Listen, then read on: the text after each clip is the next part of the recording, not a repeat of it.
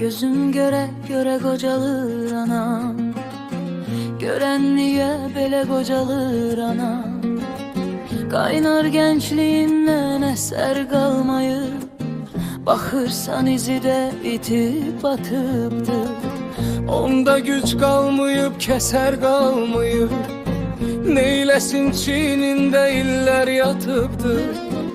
Elindən nə gələr övladlarında, gözünün işığı keçir görürəm.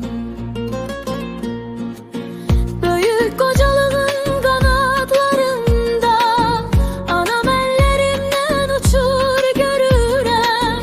Uçur iti uçur, qocaldıqca o uçur, fikrimi də uçurur hər gün.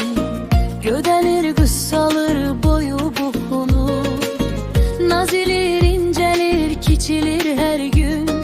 Lap qocalıqdan da uzaqlaşır o, elə qocaldıqca uşaqlaşır o.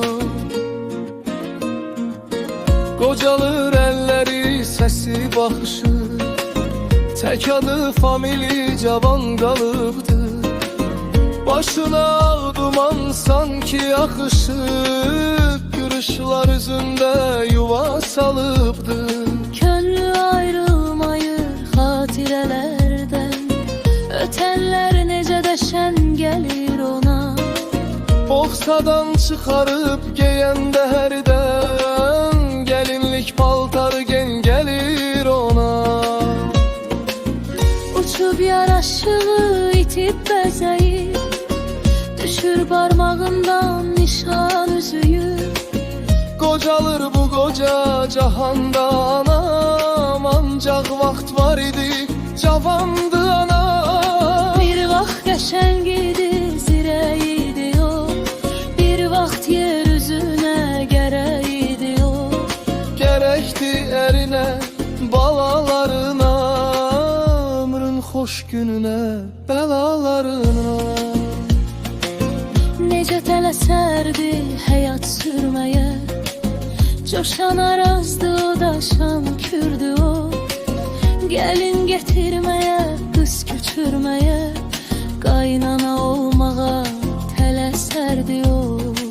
Quş kimi səkərdi, uçardı anam, bəs necə oldu ki qocaldı anam. Baxıb son beşiyə doymayıb ilkdən, mən eşqə düşəndə o bəndə düşdü.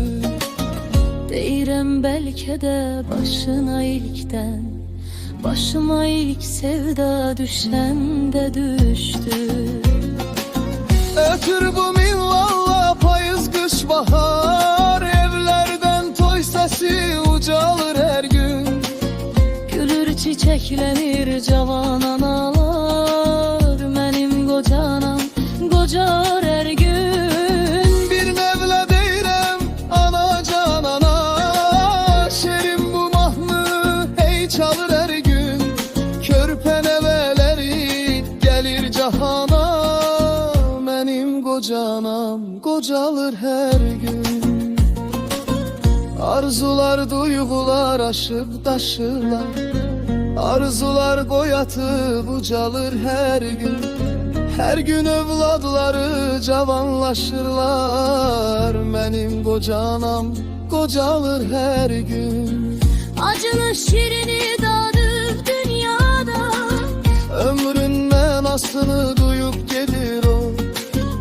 Anam tək olsa da, qoca olsa da, həyatda bir nəsil qoyub gedir o.